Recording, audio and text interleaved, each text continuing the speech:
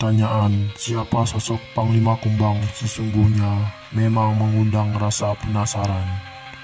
Menurut penjelasan yang diperoleh dari tokoh budayawan setempat, Panglima Kumbang hanyalah sebuah julukan yang diberikan pada orang tertentu.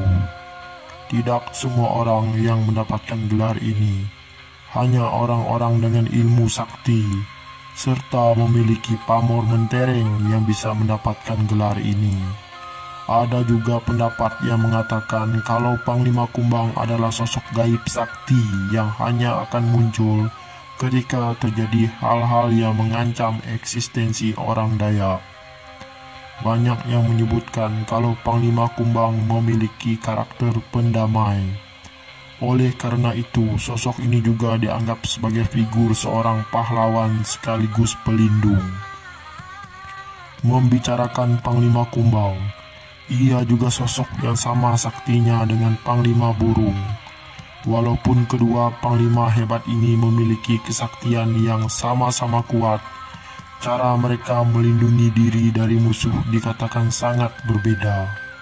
Jika Panglima Burung dapat memasukkan roh pada semua anggota pasukannya, Panglima Kumbang memiliki cara yang berbeda dalam melindungi anggota dari lawan. Diyakini, kekuatan yang hanya dimiliki oleh Panglima Kumbang yaitu dapat menanamkan kekebalan pada anggotanya dari senjata tajam dan api. Seperti yang sudah dijelaskan sebelumnya, karakter Panglima Kumbang adalah damai dan sabar. Makanya, ketika ada suatu permasalahan, maka Panglima Kumbang akan lebih mengutamakan dulu jalan-jalan damai dengan berbagai cara yang ada. Sosok ini akan mengusahakan yang terbaik. Tapi, kalau pada akhirnya ditemui jalan buntu atau malah runyam, maka baru Panglima Burung akan datang. Kalau sudah Panglima Burung yang datang, maka mungkin hampir bisa dipastikan bakal ada korban yang berjatuhan.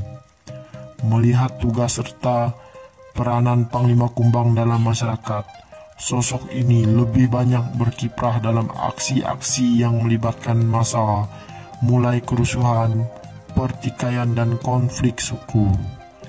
Tak heran jika sosok ini dinamakan Panglima Kumbang, karena tugasnya kesana kemari. Tapi, sekali lagi, jangan mencari gara-gara dengan Panglima Kumbang. Karena jika hal ini terjadi, maka Panglima Burung juga tidak segan-segan untuk bertindak. Banyak yang menyebut Udin Balok sebagai Panglima Kumbang.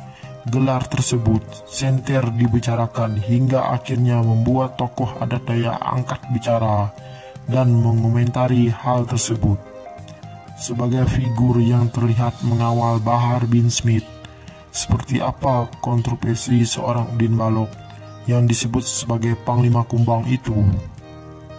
Namun, klaim Udin Balok sebagai Panglima Kumbang berkali-kali juga dimentahkan.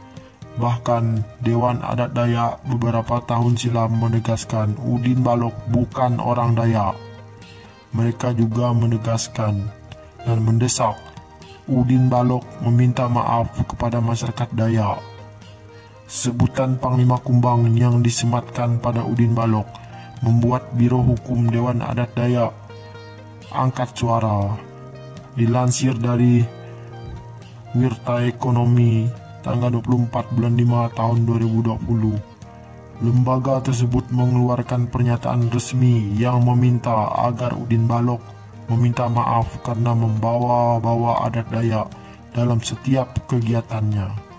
Menurut Biro Hukum Dewan Adat Dayak, mereka menganggap Udin Balok bukanlah orang Dayak dan tidak memiliki darah Dayak.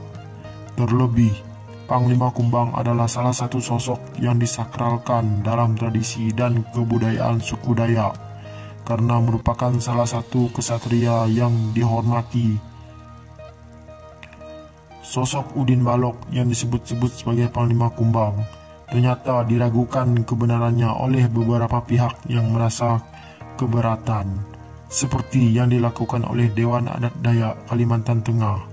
Pihaknya bahkan telah mengeluarkan imbauan agar dirinya menghentikan aktivitasnya yang berhubungan dengan suku Dayak. Semoga permasalahan ini bisa cepat menemui titik terang dan bisa diselesaikan secara damai, karena kita orang Dayak suka menyelesaikan permasalahan dengan secara damai. Semoga tidak ada terjadi hal-hal seperti ini lagi. Salam budaya.